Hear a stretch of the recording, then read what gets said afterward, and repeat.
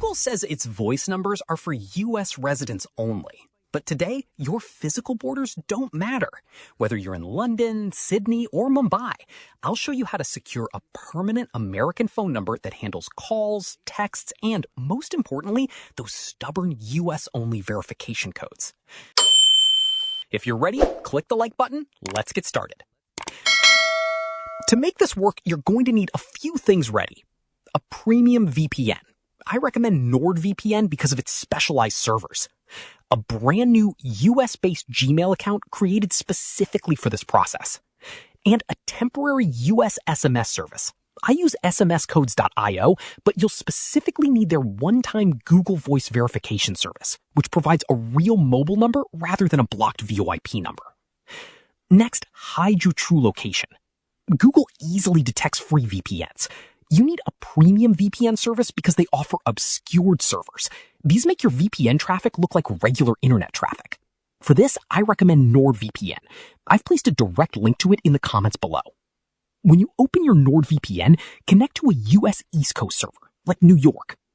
Now, here is the critical step. You need to clear your browser location cookies and cache data. To do this, open your browser settings by clicking the three dots in the top right corner and selecting New Incognito window. This ensures that no old location cookies or cache data can leak your real-world location to Google.